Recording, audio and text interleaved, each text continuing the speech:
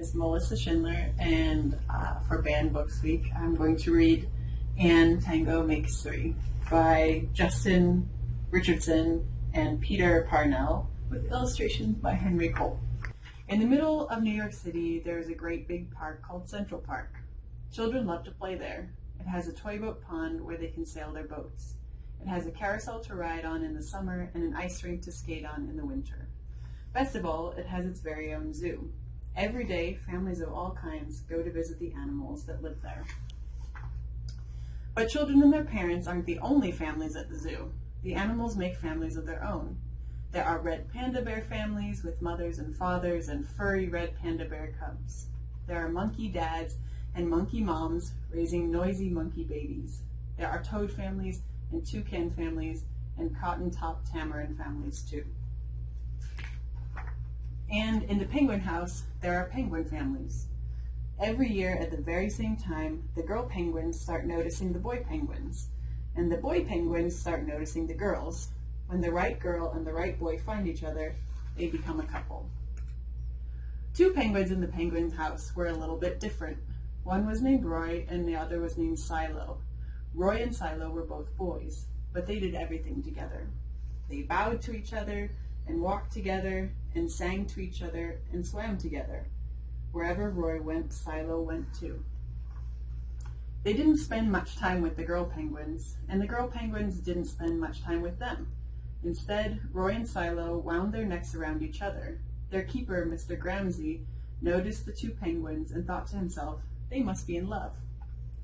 Roy and Silo watched how the other penguins made a home, so they built a nest of stones for themselves.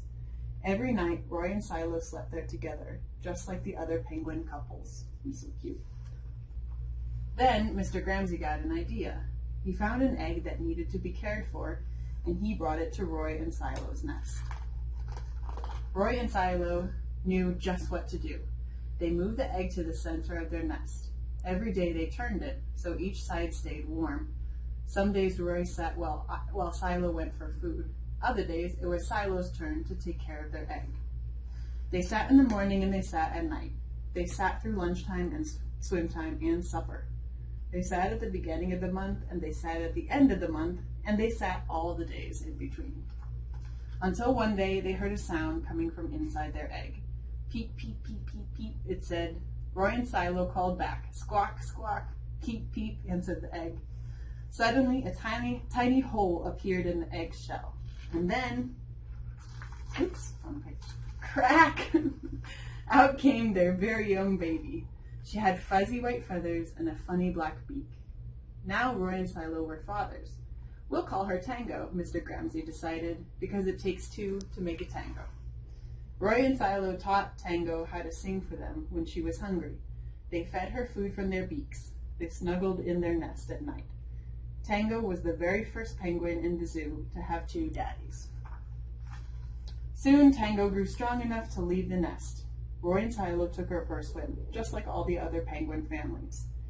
And all the children who came to the zoo could see Tango and her two fathers playing in the penguin house with the other penguins. Hooray, Roy! Hooray, Silo! Welcome, Tango! They cheered. At night, the three penguins returned to their nest.